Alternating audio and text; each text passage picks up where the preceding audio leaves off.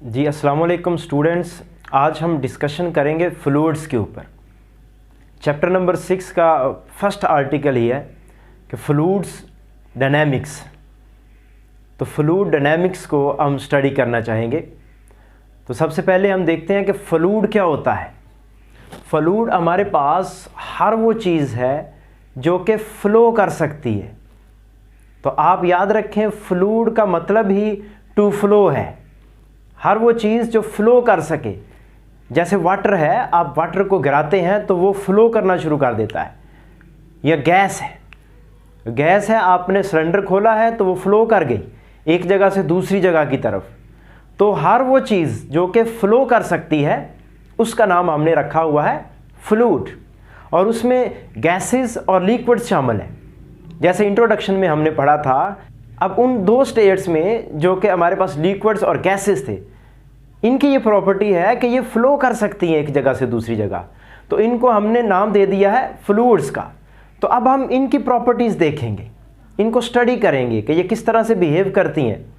तो हमारे पास एक तो है फ्लूइड स्टैटिक्स और दूसरी है फ्लूइड डायनेमिक्स। स्टैटिक्स आपको पता है, रेस्ट को हम कहते हैं। कोई चीज़ अगर रेस्ट में है तो हम कहते हैं स्टैटिक स्टेट में है, स्टेट ऑफ रेस्ट। तो अगर फ्लूइड जो है वो रेस्ट की हालत में है तो तब उसको स्टडी करते हैं, तो उसको हम कहते हैं फ्लूइड स्टैटिक्स। जैसा कि प्रेशर लग रहा है वाटर का वॉल्स ऑफ डैम के ऊपर, वाटर रेस्ट की हालत में है और वो प्रेशर लगा रहा है डैम की वॉल्स के ऊपर, तो ये फ्लूइड स्टैटिक्स में इसको डील करेंगे। ऐसे ही हाइड्रोलिक ब्रेक्स हैं, तो उसमें भी फ्लूइड जो है वो रेस्ट की हालत में होता है। तो इंजीनियरिंग में हम इसको स्टडी करते हैं फ्लूइड एट रेस्ट। नेक्स्ट दूसरा हमारे पास है फ्लूइड डायनामिक्स। तो जब फ्लूइड मोशन की हालत में है तो तब उसकी प्रॉपर्टीज़ को अगर स्टडी करना है तो वो किस तरह से बिहेव करता है, इसको हम कहते हैं फ्लूइड डायनामिक्स। जैसे कि ब्लड फ्लो है या वाटर फ्लो है, इनकी स्टडी का नाम है फ्लूइड डायनामिक्स। हम देखेंगे कि पाइप में वाटर फ्लो कर रहा है, एरिया ऑफ क्रॉस सेक्शन कम हो गया है, ज़्यादा हो गया है, तो उसमें क्या चेंजेस आती हैं। तो इस तरह की डिस्कशन होने वाली है। तो उसके बाद है जी कंजर्वेशन लॉज। ये जो फ्लूइड्स हैं ये law of conservation of energy को भी ओबे करता है। तो law of conservation of energy को अगर कंसीडर करें तो उससे बन जाते हैं बर्नौली इक्वेशन, जो कि हम पढ़ेंगे। ऐसे ही law of conservation of mass, fluid का मैस भी कंजर्व रहेगा। तो law of conservation of mass की हेल्प लेके हम एक इक्वेशन बनाएंगे जिसका नाम हमने रखा हुआ है इक्वेशन ऑफ कंटिन्यूटी। तो फ्लूइड के बारे में डिस्कशन करते हुए नेक्स्ट एक प्रॉपर्टी है विस्कोसिटी। हम विस्कोसिटी को डिस्कस करते हैं। विस्कोसिटी जो है इसको हम डिफाइन करते हैं the frictional effect between different layers of flowing fluid.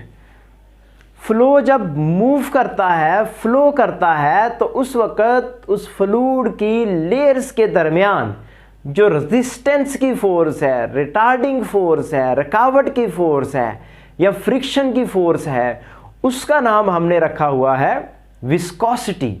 तो विस्कोसिटी जो है फ्लूइड की इंटरनल लेयर्स के दरमियान फ्रिक्शन का नाम है, और इसकी क्वांटिटेटिव मेजरमेंट जो है वो हम करते हैं कोफिशिएंट ऑफ विस्कोसिटी से। इसको ईटा से रिप्रेजेंट करते हैं। ये जो कोफिशिएंट ऑफ विस्कोसिटी ईटा है, ये मेजर बताता है कि भाई कितनी force, how much force is required to slide one layer of the liquid over another layer. कि भाई एक लेयर है लिक्विड की, उस पर दूसरी लेयर ने स्लाइड होना है तो कितनी फोर्स चाहिए, और जितनी ज़्यादा फोर्स चाहिए स्लाइड करने के लिए उतना विस्कोसिटी की वैल्यू ज़्यादा होगी, या हम कहेंगे ईटा की वैल्यू ज़्यादा है। तो इसके जो यूनिट्स हैं वो होते हैं न्यूटन सेकंड पर मीटर स्क्वायर या किलोग्राम पर मीटर पर सेकंड, और इसकी डायमेंशंस ईटा की जो है वो ml-1 t-1 है। अब हमारे पास दो तरह की सब्सटेंसेस हो सकती हैं। कुछ वो हो सकती हैं जिनकी ईटा की वैल्यू ज़्यादा है, जो ज़्यादा विस्कस हैं, जिनकी विस्कोसिटी ज़्यादा है, जो ईजिली फ्लो नहीं कर सकती। फॉर एग्जांपल हनी है, शहद आप गिराएंगे तो वो इतना फ्लो नहीं कर सकता। ऐसी ग्लिसरीन है, ये भी एग्जांपल है हाई विस्कस मीडियम की। तो ग्लिसरीन है या हनी है, ये मोर विस्कस हैं, they can not flow easily.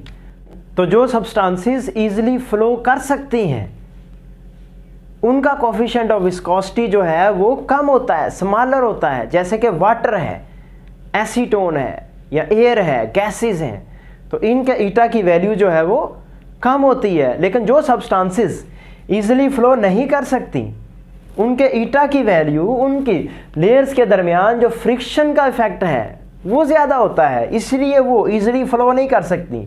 जैसे कि ग्लिसरीन है या हनी है।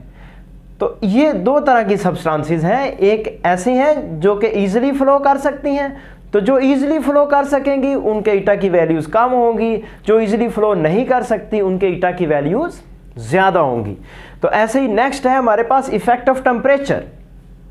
अगर आप टेम्परेचर इंक्रीज करते हैं तो विस्कोसिटी पे क्या फ़र्क पड़ता है, कोफिशिएंट ऑफ विस्कोसिटी किस तरह से चेंज होता है या किस तरह से डिपेंड करता है।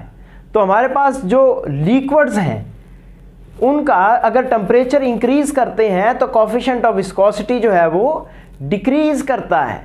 लिक्विड्स में coefficient of viscosity is inversely proportional to temperature, क्योंकि लिक्विड्स में इंटरमॉलिक्यूलर फोर्सेस की वजह से विस्कोसिटी जो है वो ज़्यादा होती है। और जब आप उनका टेम्परेचर इंक्रीज करते हैं तो मॉलिक्यूल्स के दरमियान जो अट्रैक्शन की फोर्सेस हैं वो कम हो जाती हैं, और उनके कम होने की वजह से जो विस्कोसिटी है वो कम हो जाती है। लेकिन जो गैसेस हैं वो और तरह से बिहेव करती हैं। गैसेस का अगर आप टेम्परेचर इंक्रीज करते हैं तो उनकी विस्कोसिटी इंक्रीज करती है। गैसेस का आपको पता है उनके दरमियान इंटरमॉलिक्यूलर फोर्सेस तो नहीं होती, ना होने के बराबर होती हैं।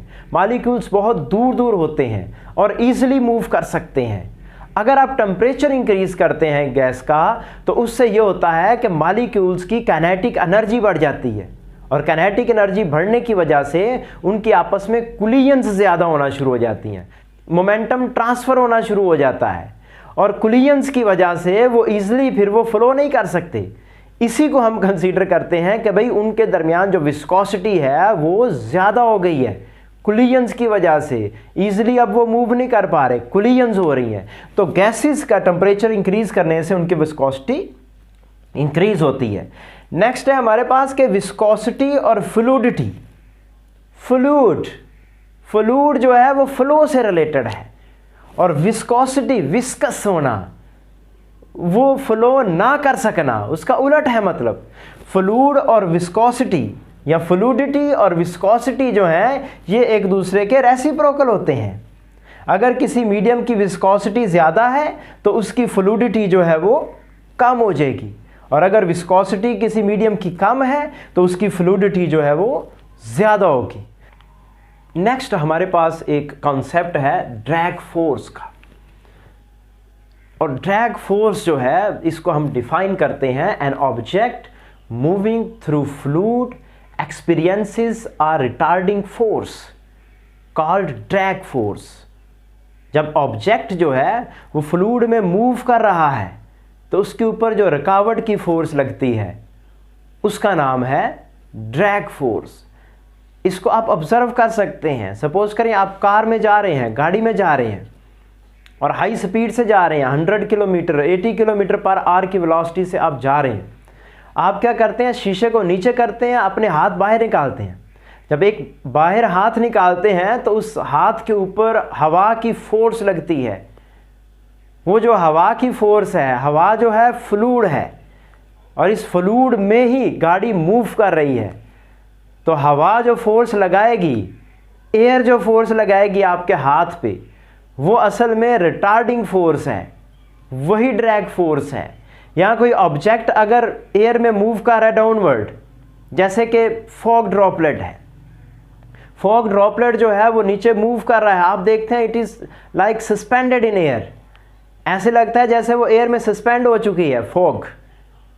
हालांकि वो अगर आप उनको ध्यान से देखें तो बहुत स्लोली नीचे मूव कर रहे होते हैं, और उनके ऊपर ड्रैग फोर्स लग रही होती है। वेट की वजह से जो ड्रैग फोर्स है, वेट कम होने की वजह से ड्रैग फोर्स और वेट बराबर हो जाते हैं, और वह यूनिफॉर्म टर्मिनल वेलोसिटी से डाउनवर्ड आ रहे होते हैं। तो जब भी ऑब्जेक्ट फ्लूइड में मूव करेगा तो उस पर ड्रैग फोर्स लगेगी, और अगर फ्लूइड जो है वो ज़्यादा विस्कस है, मोर विस्कस है, उसकी विस्कोसिटी ज़्यादा है, तो ड्रैग फोर्स भी ज़्यादा लगेगी। जैसे आप दौड़ लगाते हैं, रनिंग करते हैं, एयर में रनिंग कर रहे हैं तो ड्रैग फोर्स बहुत कम लगेगी, लेकिन आप वाटर में रनिंग करते हैं, स्विमिंग करते हैं तो ड्रैग फोर्स ज़्यादा लगेगी। तो ड्रैग फोर्स जो है वो डिपेंड करती है, एक तो वेलोसिटी पे डिपेंड करती है कि भाई वेलोसिटी कितनी है ऑब्जेक्ट की, दूसरा उस ऑब्जेक्ट का साइज़ किस तरह का है, तीसरी बात जो है वो उस मीडियम की नेचर पे डिपेंड करती है कि भाई मीडियम किस तरह का है, उसकी विस्कोसिटी क्या है। और जो ड्रैग फोर्स है जो मोशन के ऑपोजिट डायरेक्शन में लगती है, अगर मोशन राइट साइड पे हो रही है तो ड्रैग फोर्स लेफ्ट साइड की तरफ लग रही होगी। रिटार्डिंग फोर्स है, जिस तरह हम पढ़ते थे ना फ्रिक्शन की फोर्स है, तो drag force is just like frictional force, रुकावट की फोर्स है, वो मोशन को रेजिस्ट करेगी। अब ड्रैग फोर्स की जो मैथमेटिकल मेजरमेंट है वो हमें बताई है स्टोक्स ने।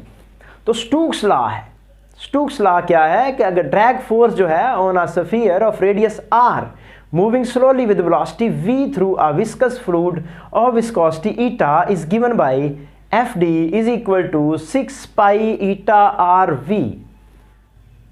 इसका मतलब है कि जो ड्रैग फोर्स है वो डिपेंड करती है विस्कोसिटी पे, मीडियम की विस्कोसिटी पे डिपेंड करती है, और ड्रैग फोर्स डिपेंड करती है रेडियस ऑफ ऑब्जेक्ट, यानी कि उस साइज ऑफ ऑब्जेक्ट क्या है। और तीसरा पॉइंट है ड्रैग फोर्स जो है वो ऑब्जेक्ट की वेलोसिटी पे भी डिपेंड करती है।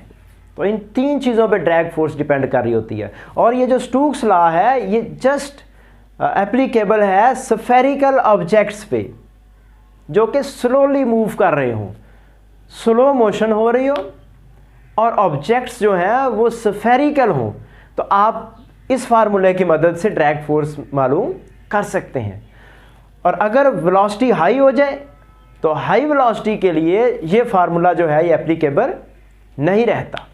अब हम साथ ही कुछ एमसीक्यू डिस्कस कर लेते हैं इस टॉपिक से रिलेटेड। फॉर एग्जांपल हमारे पास एक एमसीक्यू बन सकता है, the units of coefficient of viscosity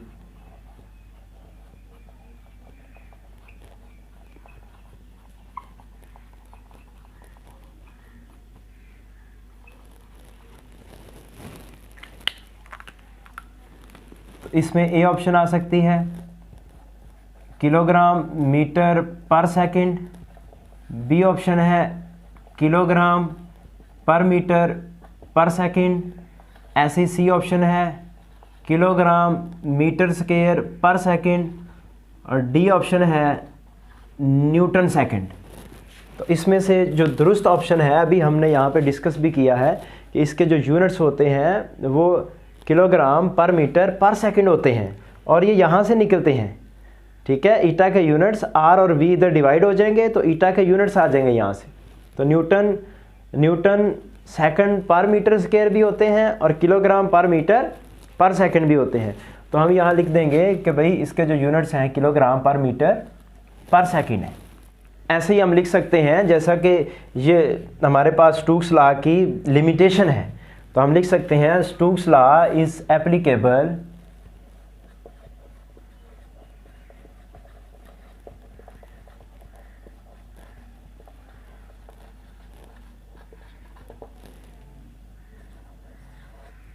for cylindrical bodies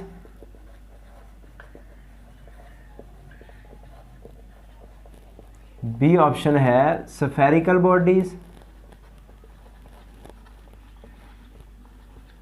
C option है ऑल द बॉडीज,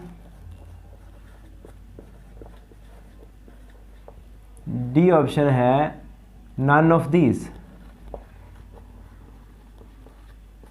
इसमें हमने अभी पढ़ा है कि भाई ये स्फेरिकल बॉडीज़ के ऊपर स्टोक्स लॉ जो है ये अप्लाई होता है, तो स्फेरिकल बॉडीज़ पे अप्लाई होता है।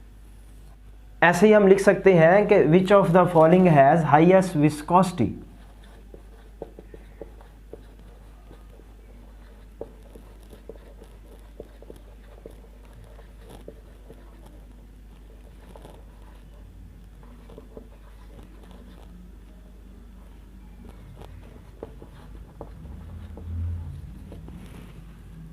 इसमें हमारे पास ऑप्शन है हनी, बी ऑप्शन है वाटर, सी ऑप्शन है एयर, डी ऑप्शन है अल्कोहल। तो इसमें हमारे पास जो है हनी जो है वो सबसे ज़्यादा विस्कस है, क्योंकि ये इजीली फ्लो नहीं कर सकता।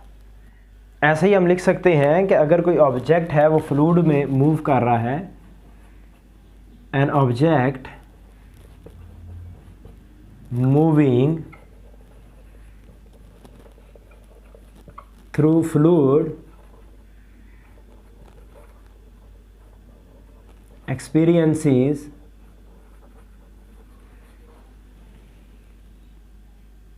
a force। कौन सी फोर्स एक्सपीरियंस करता है? एफ डी मतलब drag force, F C centripetal force, F G gravitational force, या एफ एम मैग्नेटिक फोर्स। तो जब भी ऑब्जेक्ट जो है फ्लूइड में मूव करता है तो फ्लूइड की वजह से जो फोर्स लगती है उसको हम कहते हैं ड्रैग फोर्स। ऐसे ही हम लिख सकते हैं कि जो एंगल होता है ड्रैग फोर्स में और velocity of the object, the angle between drag force and velocity of moving body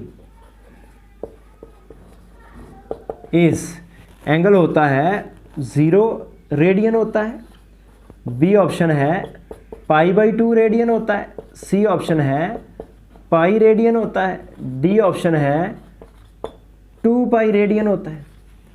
तो हमें पता है कि ड्रैग फोर्स जो है वो ऑपोजिट डायरेक्शन में लगती है मोशन के, यानी कि 180 एंगल होता है, या हम उसको कहते हैं पाई रेडियन होता है।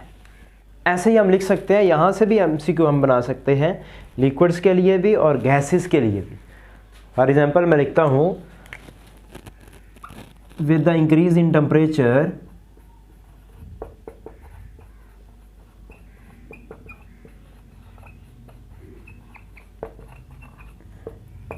विस्कोसिटी ऑफ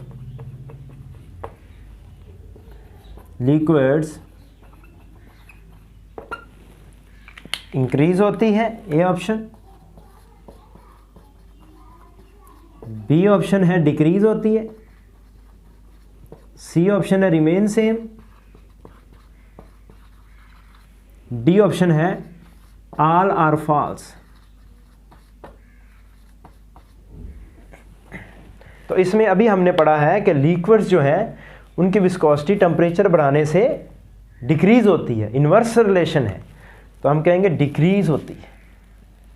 और अगर यही एमसीक्यू आप गैसेस के लिए बनाते हैं तो लिक्विड्स की जगह पे गैसेस अगर लिख देते हैं तो इंक्रीज की ऑप्शन आ जाएगी। हाँ जी, तो यही था हमारा आज का टॉपिक। हमने जस्ट बेसिक कॉन्सेप्ट्स को डिस्कस किया है। आगे हम आने वाले लेक्चर में और कॉन्सेप्ट्स को डिस्कस करेंगे फ्लूइड डायनामिक्स के बारे में। अल्लाह हाफिज़।